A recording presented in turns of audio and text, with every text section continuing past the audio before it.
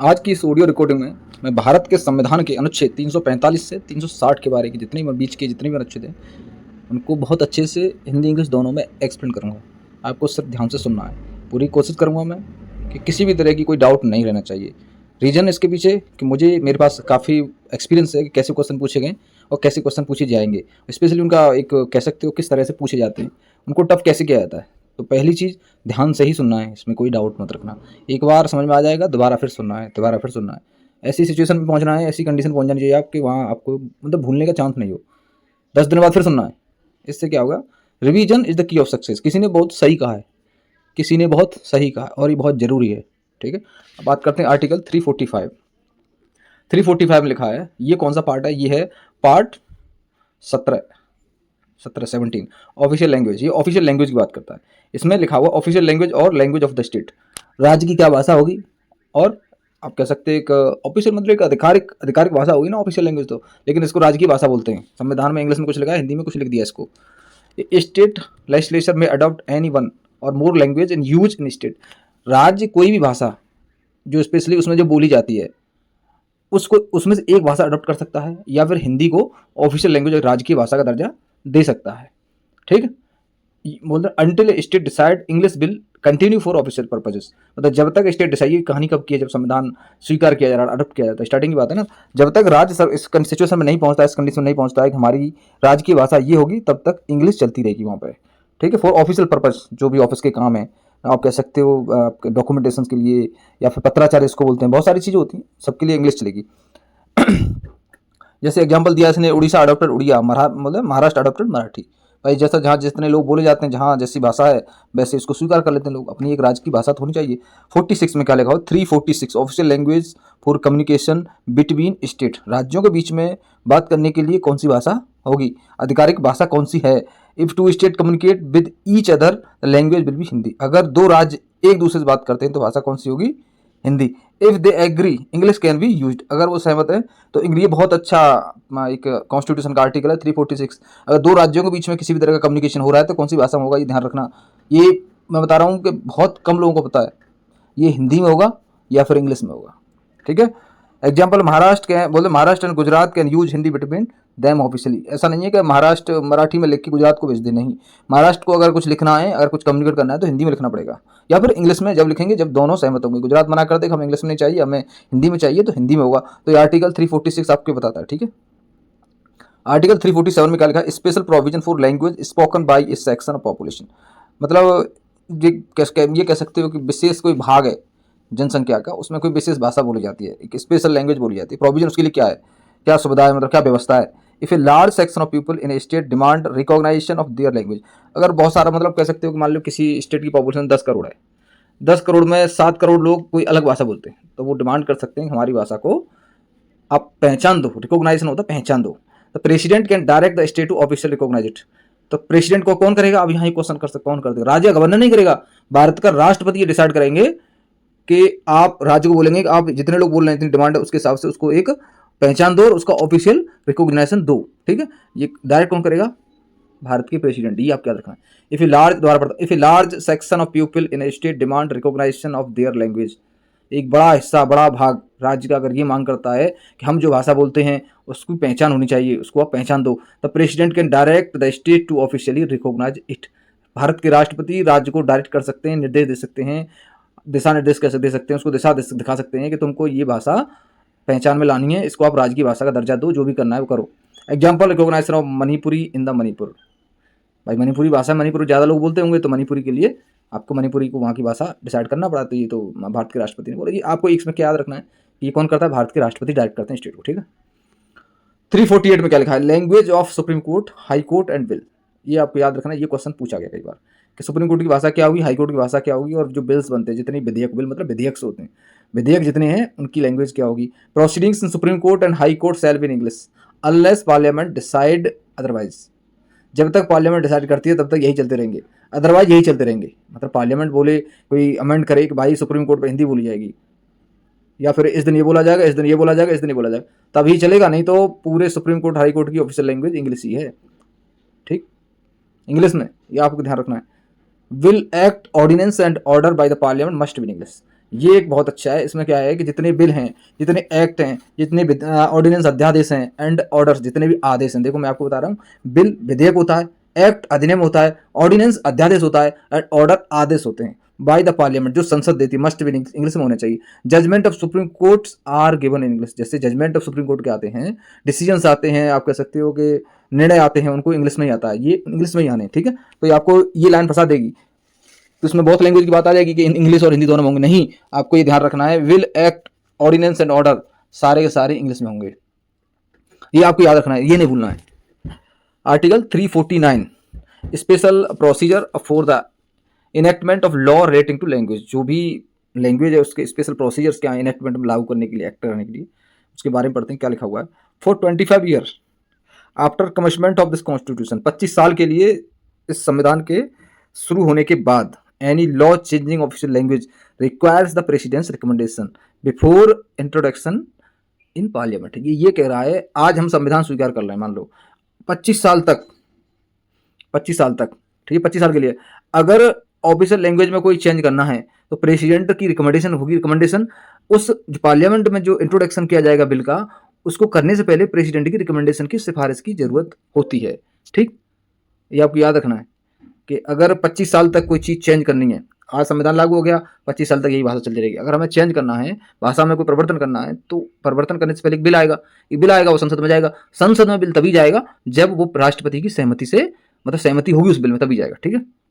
To avoid hasty change in language policy, इसलिए इतना complicated of एक बोल सकते हो टफ क्यों कर दिया है कि कोई भी मन करे अब चेंज कर दे, ऐसा नहीं हो सकता है ना, ठीक है। हम आर्टिकल 350 के बारे में पढ़ते हैं अब। Right to submit representation of redress of grievance, redress जिसको आरओजी बोलते हैं, ठीक है। Right to submit representation for redress of grievance, actually dress लिखा है ना, इसको रिड्रेसल भी बोलते हैं, आपको याद रखना है। 350 में लिखा हुआ है, any person may submit a complaint और रिक्वेस्ट टू द यूनियन और state government in any language used in union और स्टेट। फॉर एग्जाम्पल क्या लिखा हुआ है, you can write a complaint to government in Orissa, Tamil और हिंदी, बोलता है ना कि सरकार को आप उड़ीसा में जो तुम भाषा जानते हो उसमें लिख सकते हो, ठीक है। तो ये बहुत अच्छा आर्टिकल है, किसी को नहीं पता, लोग ये बहुत केस चलते हैं आरओजी वाले, रिड्रेसल ऑफ ग्रीवियंस है ना, दुखों का निवारण, आप कह सकते हो इसको हिंदी में दुखों का निवारण बोलते हैं। कहीं ना कहीं इसमें शिकायत शब्द भी है, बहुत सारी चीज़ें इन्वॉल्व करता है, अपने आप में बहुत सारी चीज़ें शामिल करता है। ये सीधा लिखा हुआ है, कोई भी पर्सन, कोई व्यक्ति राज्य सरकार को या केंद्र सरकार को किसी भी भाषा में लिख के दे सकता है। 350 में लिखा हुआ है, 350A facilities for instructions in mother tongue eight primary stage. ये फैसिलिटीज क्या क्या है, सुविधाएं क्या है, इंस्ट्रक्शंस मतलब निर्देश के लिए, इन मदर टंग मातृभाषा में, एट प्राइमरी स्टेज प्राथमिक स्थिति में, ठीक है। 350A state must try to provide primary education in children's mother tongue, मतलब बच्चे जो भाषा बोलते हैं उसी में सीखेंगे तो वो जल्दी सीख जाएंगे। उसका एक ही रीज़न है कि बच्चे जब शुरुआत में स्कूल में जाते हैं तो अगर वो जो लैंग्वेज घर में सीख के आते हैं, उसके आसपास समाज में जो लैंग्वेज बोली जाती है, भाषा बोली जाती है, अगर उसी में उनको पढ़ाया जाएगा तो मुझे लगता है वो जल्दी सीख जाएंगे। इसलिए 350A संविधान का जो अनुच्छेद है उसमें ये लिखा हुआ है। स्पेशली फॉर लिंग्विस्टिक माइनॉरिटीज़, ये उनके लिए स्पेशली जो माइनॉरिटीज़ हैं जिनमें कई भाषाएं बोली जाती हैं, ठीक है, वहाँ पे स्पेशली, क्योंकि ज़्यादातर हिंदी बोली जाएगी, मेजोरिटी में तो हिंदी बोली जाती है, कुछ क्षेत्रों में मराठी बोली जाती है, कहीं तमिल बोली जाती है, कहीं तेलुगु बोली जाती है, कहीं उड़िया बोली जाती है, कहीं बंगाली बोली जाती है, कहीं भोजपुरी बोली जाती है। भोजपुरी एक वो लैंग्वेज नहीं है, हमारे संविधान में नहीं लिखा है, लेकिन भोजपुरी बोली जाती है, लेकिन वहाँ पे बच्चों को भोजपुरी पढ़ाया जाएगा प्राइमरी लैंग्वेज में, वो उनकी मातृभाषा है उन बच्चों की जहाँ वो निवास करते हैं, ठीक। 350B special officer for linguistic minority, ये क्वेश्चन आया, स्पेशल ऑफिसर को अपॉइंट कौन करता है, ये आपको ये क्वेश्चन पूछा गया, यूपीएससी ने पूछा है। प्रेसिडेंट अपॉइंट से स्पेशल ऑफिसर, प्रेसिडेंट भारत के राष्ट्रपति, जहाँ कहीं अपॉइंटमेंट की बात आती है ना, वहाँ ये मान के चलो एक व्यक्ति अपॉइंट करता है, तो आपको ये देखना है गवर्नर करता है, प्रेसिडेंट करता है, दो ही आदमी जो अपॉइंट करते हैं देश में ज़्यादातर है, या तो गवर्नर या प्रेसिडेंट, बाकी तो सब पूछते हैं, एक सीरीज के पार्ट है। प्रेसिडेंट अपॉइंट से स्पेशल ऑफिसर, एक विशेष अधिकारी को, to investigate and report on safeguards for linguistic minorities, जहाँ भी बहुत सारी भाषाएं बोली जाती हैं, जो माइनॉरिटीज़ हैं, आप कह सकते हो कि जो बहुत कम संख्या में लोग हैं जिनको माइनॉरिटीज बोला गया है, उनकी इन्वेस्टिगेट करने के लिए, जांच पड़ताल करने के लिए, एक रिपोर्ट और सेफ गार्ड, उनके सेफ गार्ड के लिए एक अफसर, स्पेशल अफसर का अपॉइंटमेंट करते हैं भारत के राष्ट्रपति। ये कहाँ लिखा हुआ है, अनुच्छेद 350 में लिखा हुआ है, ये आपको याद रखना है। ही सबमिट्स रिपोर्ट टू प्रेसिडेंट, वह रिपोर्ट सबमिट करता है, मतलब सबमिट मतलब एक तरह से जमा करना, प्रेसिडेंट को देता है। Who places them before parliament and state legislature, सीधी सी बात है, भाषा की बात आ गई, इसमें गवर्नर नहीं आता है। अब ये क्वेश्चन नहीं फंस जाएगा। अगर आपको क्वेश्चन टफ कैसे किया जाएगा कि वो मतलब क्या करेगा, स्टेट की रिपोर्ट गवर्नर करेगा, ऐसा नहीं है। दोनों की रिपोर्ट, आप लिंग्विस्टिक माइनॉरिटी की बात आ रही है तो सिर्फ और सिर्फ प्रेसिडेंट को होती है। प्रेसिडेंट इसको संसद के सामने रखवाते और स्टेट के विधानमंडल के, राज्य के विधानमंडल के सामने रखवाते हैं। ये आपको ध्यान रखना चाहिए। 351 351 directive for the development of Hindi language. कुछ डायरेक्टिव्स हैं हिंदी भाषा के विकास के लिए। ठीक, ये 351 में लिखा हुआ है। ये बहुत अच्छी लाइन है, याद रखना कि डेवलपमेंट ऑफ हिंदी लैंग्वेज ये कहाँ लिखा हुआ है, तो 351 में लिखा हुआ है। ये आपको याद होना चाहिए। The union has a study to promote Hindi as a medium of expression of India culture. ये कॉन्स्टिट्यूशन प्रोविजन है। इसको लोग बोलते हैं भारत में बहुत सारी भाषाओं की लड़ाई हो रही है। उनको ये बताओ कि संविधान के अनुच्छेद 351 में लिखा हुआ है कि संघ की ड्यूटी है, वो ड्यूटी रखता है हिंदी को वो प्रमोट करेगा। मीडियम ऑफ एक्सप्रेशन, आप अपने विचारों को प्रस्तुत करने के लिए हिंदी, इंडियन कल्चर जो भारत की संस्कृति है उसको आप प्रस्तुत करो, हिंदी भाषा में करो। ये कहाँ लिखा हुआ है, 351 में लिखा हुआ है।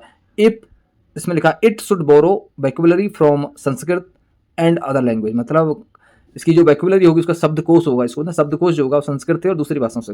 But not to neglect other Indian. सीधी सी बात है भाई, दूसरी भाषाओं को नेग्लेक्ट थोड़ी किया जाएगा। नेग्लेक्ट मतलब होता है आप उस परवाह मत करो, छोड़ दो, ऐसा नहीं है। दूसरी भाषाओं को नेग्लेक्ट नहीं किया जाएगा। एम क्या है, to develop Hindi as a link language वायर बोलते हैं रेस्पेक्टिंग डाइवर्सिटी। डाइवर्सिटी को जब आप रेस्पेक्ट कर रहे हो, करते समय आपको हिंदी को एक लिंक लैंग्वेज बनाना। लिंक लैंग्वेज मतलब जो सभी भाषाओं को जोड़ दे, उसमें कहीं ना कहीं आपको बोलते हैं ना कि संस्कृत और अदर लैंग्वेज के वोकैबुलरी यूज भी करनी है। ये संघ की ड्यूटी है, 351 में लिखा हुआ है। उसके पास ये ड्यूटी रखता है कि वो हिंदी को प्रमोट करेगा। मीडियम ऑफ एक्सप्रेशन मतलब अपने विचार व्यक्त करने का माध्यम भारत की संस्कृति के लिए। ठीक है, जो भी संस्कृति के विचारों को व्यक्त करने का जो माध्यम होगा वो हिंदी होगा, इस चीज को प्रमोट करेगा। संघ मतलब केंद्र सरकार। अब बात करते हैं पार्ट 19, ये 19वां पार्ट है मिसलेनियस। इसमें कुछ मिक्स चीजें लिखी होंगी, उसके बारे में पढ़ाई कर लेते हैं। 352 shifted now emergency provisions start later but has 352 is not in range. So इसकी मैं पढ़ाऊंगा, इसको मुझे सब पता है इस चीज़ के बारे में। ठीक है, इसमें मिक्स क्यों। हाँ, 352 में क्या लिखा हुआ है, यहाँ पढ़ते हैं। 352 प्रोक्लेमेशन ऑफ इमरजेंसी। प्रोक्लेमेशन क्या मतलब होता है, उद्घोषणा, घोषणा, नेशनल इमरजेंसी, राष्ट्रीय आपात। इफ देयर इज ए वार, अगर युद्ध हो जाता है, एक्सटर्नल एग्रेशन, कोई बाहरी आक्रमण हो जाता है, याद रखना, और आर्म्ड रिवोल्यूशन, सशस्त्र विद्रोह हो जाता है, फौज में विद्रोह हो जाता है, या बाहर से कोई एग्रेशन कहीं ना कहीं अटैक हो जाता है, या युद्ध हो जाता है, the president can declare A national emergency. कौन कर सकता है, भारत के राष्ट्रपति नेशनल इमरजेंसी डिक्लेयर कर सकते हैं। लेकिन करेंगे कैसे, उसमें प्रोसीजर है। It can be proclaimed for a whole country और पार्ट, या तो पूरे देश के लिए होगी या एक हिस्से के लिए होगी। ड्यूरिंग इमरजेंसी क्या होगा, fundamental rights under article 19 are suspended. जैसे ही इमरजेंसी लगेगी तो आपके 19 के जो मूल अधिकार हैं वो सस्पेंड हो जाएंगे। Centre become more powerful over state. सीधी सी बात है, शक्ति केंद्र के हाथ में चली जाएगी, राज्यों की शक्तियां कम हो जाएंगी। Example, emergency declared in 1962 China war, जब चाइना से लड़ाई हुई थी तब ये इमरजेंसी डिक्लेयर की गई थी। 1971 में पाकिस्तान से हुई थी तब डिक्लेयर की गई थी। 1975 में internal disturbance by the Indira Gandhi government, 1975 में इमरजेंसी डिक्लेयर की तो उसमें एक रीजन दिया गया था इंटरनल डिस्टर्बेंस। अभी ये इंटरनल डिस्टर्बेंस हटा दिया, इसकी जगह पर आर्म्ड रिवेलियन कर दिया। ठीक है, 352 को और अच्छे से नहीं लिखा है, चलो बताएंगे। इसमें क्या लिखा है, 353 effect of proclamation. Effect of proclamation emergency, जैसे ही उद्घोषणा होती है आपातकाल की तो क्या उसके असर पड़ सकते हैं। Executive power of union extend to giving direction to any state. राज्यों को डायरेक्ट करने के लिए, निर्देश देने के लिए सरकार की पावर बढ़ जाती है। Parliament gets power to make law on any matter in state. Parliament का सीधी पावर आ जाती है, राज्य की जो लिस्ट है, राज्य सूची है, उसमें किसी विषय पर कानून बना दे। 354 में क्या लिखा हुआ, application of provisions relating to distribution of revenue. भाई रेवेन्यू मतलब जो पैसा आ रहा है उसका डिस्ट्रीब्यूशन कैसे होगा, क्या होगा, वो इमरजेंसी के टाइम पे थोड़ा सा कम ज़्यादा कर देते हैं, ज़्यादा चेंज नहीं करते हैं। इमरजेंसी किस तरह की कितने दिन चलती है वो डिसाइड किया जाता है। While emergency in the force the president can modify financial distribution. ये भारत के राष्ट्रपति पर पावर आ जाती है, प्रेसिडेंट डिस्ट्रीब्यूशन को मॉडिफाई कर सकता है। जैसे अभी क्या है कि एज पर नाउ क्या चल रही है कि एज ऑफ बोलते हैं एज ऑफ नाउ भी ये चीज चल रहा है कि जो फाइनेंस कमीशन अपनी रिकमेंडेशन देता है, जिसको वित्तीय आयोग जो सिफारिश देता है, उसके अनुसार 42% के आसपास जितना भी हमारा रेवेन्यू आ रहा है, जीएसटी का जो भी आ रहा है पैसा, वो राज्यों में डिस्ट्रीब्यूट करना है। अब इमरजेंसी आ गई तो प्रेसिडेंट इसको मॉडिफाई कर सकते हैं, चेंज कर सकते हैं। ठीक, ये कहाँ लिखा हुआ, 354। 355 क्या लिखा है, duty of union to protect state. Duty है संघ की राज्य की रक्षा करना। यूनियन हैज ए ड्यूटी, उसके पास ड्यूटी है to protect state from external aggression और इंटरनल डिस्टर्बेंस। एक्सटर्नल एग्रेशन और इंटरनल डिस्टर्बेंस, इस तरह की कोई घटना होती है तो ये केंद्र सरकार की ड्यूटी है। Ensure state government is functioning as per constitution, ये इंश्योर करना है कि राज्य सरकार संविधान के हिसाब से चल रही है। This article justify presidents rule 356, ये आर्टिकल जो राष्ट्रपति का शासन होगा 356 में राज्य में कैसे लगता है उसके हिसाब उसको जस्टिफाई करता है, उससे संबंधित है। 356 में लिखा हुआ है failure of constitutional machinery in state, अगर किसी राज्य में ऐसा लगता है कि ये राज्य की जो सरकार है संविधान के हिसाब से काम नहीं कर रही है, यहाँ पे एक राज्य की व्यवस्था विफल हो चुकी है, एक सिस्टम टूट चुका है, कोलैप्स कर चुका है, तो उस समय क्या हो सकता है, प्रेसिडेंट रूल आ सकता है। कब आएगा?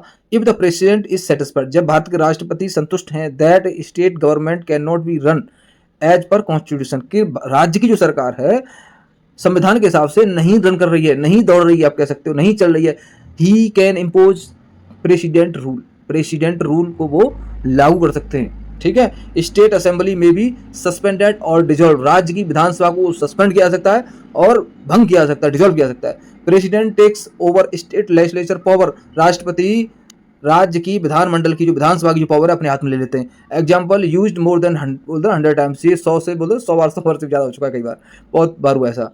357 में क्या लिखा है, exercise of legislative power under president rule, जब राष्ट्रपति शासन चलता है तो लेजिस्लेटिव पावर की कौन उनको चलाता है, एक्सरसाइज कैसे, एक्सरसाइज मतलब वो कैसे चलती है पावर्स, कौन यूज करता है। While the under president rule, जब राष्ट्रपति का शासन है तब पार्लियामेंट में delegate legislative power to the president, parliament क्या करती है, राष्ट्रपति को पावर डेलीगेट कर सकती है, दे सकती है। The president can authorise parliament to make law for the state, और प्रेसिडेंट उसको ऑथराइज कर सकते हैं संसद को कि आप राज्य के लिए कानून बनाओ, या फिर पार्लियामेंट दे सकती है प्रेसिडेंट को, डेलीगेट पावर कर सकती है, प्रेसिडेंट दे सकते हैं पार्लियामेंट को, आप राज्य के लिए कानून बनाओ।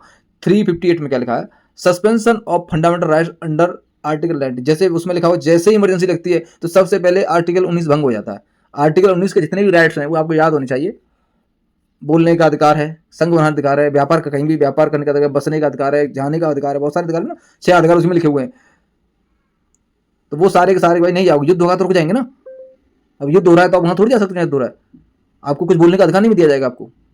तो आर्टिकल 19 सबसे पहले सस्पेंड होता है इमरजेंसी में। During national emergency article 19 rights freedom of speech, बोलने का अधिकार, असेंबली इकट्ठा होने का अधिकार, बहुत सारे अधिकार है ना, आर ऑटोमेटिकली सस्पेंड, अपने आप सस्पेंड हो जाते हैं वो। Example in 75 emergency freedom of speech and press was curtailed, स्वतंत्रता मतलब बोलने की स्वतंत्रता खत्म कर दी गई थी, और प्रेस की स्वतंत्रता भी कर्टेल मतलब कम कर देना।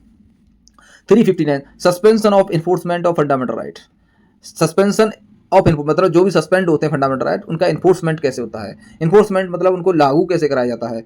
During emergency the president may suspend the rights to move courts, right to move courts for enforcement of fundamental right, president उस समय वो जो कोर्ट में जाने का अधिकार है मूल अधिकार लेने के लिए, मान लो कि जनता जा रही है हम तो भाई हमारे मूल अधिकार सस्पेंड कैसे हो सकते हैं, हम तो कोर्ट में जाएंगे, तो उसमें भारत के राष्ट्रपति उस राइट को सस्पेंड कर सकते हैं, उनके पास पावर है। ठीक है,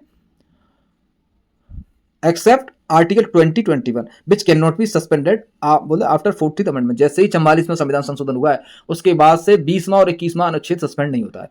21वां तो आपका राइट टू क्या बोलते हैं जीवन जीने का अधिकार है, वो थोड़ी सस्पेंड होगा, आपको ऐसे थोड़ी इमरजेंसी चल रही है तो मार दिया जाए, ऐसे ही नहीं, वो आपका अधिकार है। 20 में भी आपको बोलते हैं ना कि किसी भी दोषी नहीं बना दिया जाएगा, ऐसा नहीं आपको जबरदस्ती किसी अपराध के लिए जेल में डाल दिया जाए, आप मतलब अपने कोई अपराध किया नहीं और अपराधी सिद्ध कर दिया जाए, ऐसा नहीं होगा। उसमें भी जो प्रोसीजर है 20 में जो लिखा हुआ है 21 में जो लिखा हुआ है वो चलता रहेगा इमरजेंसी के टाइम भी। ठीक है, इन दोनों के अलावा जितने भी फंडामेंटल राइट्स हैं उनको रोकने के लिए उनको सस्पेंड कर सकते हैं भारत के राष्ट्रपति। अगर कोई व्यक्ति कोर्ट में जाता है तो वो अधिकार खत्म कर दिया जाएगा। सस्पेंड मतलब किसी को कोर्ट में नहीं जाने दिया जाएगा, आपके पास ये राइट नहीं है कोर्ट में जाओ फंडामेंटल राइट के लिए। ये कहां लिखा हो 359 में, 360 में फाइनेंशियल इमरजेंसी की बात आती है। If the financial stability of India is threaten, मतलब उससे लगता है कि वित्तीय स्थिरता की कहीं ना कहीं आप इस स्थिति में है कि वो थ्रेट मतलब कहीं ना कहीं खतरा है। द प्रेसिडेंट में डिक्लेयर फाइनेंशियल इमरजेंसी, भारत के राष्ट्रपति वित्तीय आपातकाल डिक्लेयर कर सकते हैं। Salaries of government employees and जज कैन बी रिड्यूस, किसी भी ग्रेड का आदमी, इसमें ग्रेड नहीं ले, कैसा भी आदमी सबकी सैलरी कम की जा सकती है। ठीक है, president can direct state on financial matters, राष्ट्रपति उनको डायरेक्ट कर सकते हैं स्टेट्स को कि आप वित्तीय जितने भी कानून के ऊपर इस तरह का रूल बनाइए। No financial emergency has been declare in India till date, ये बात सही, अभी तक कोई वित्तीय इमरजेंसी आपात नहीं आया भारत में, आज तक इस तरह की कोई वित्तीय इमरजेंसी डिक्लेयर नहीं की गई है। बहुत सारे पॉइंट रहेंगे इसमें इमरजेंसी से संबंधित, वो इसमें लिखे नहीं है।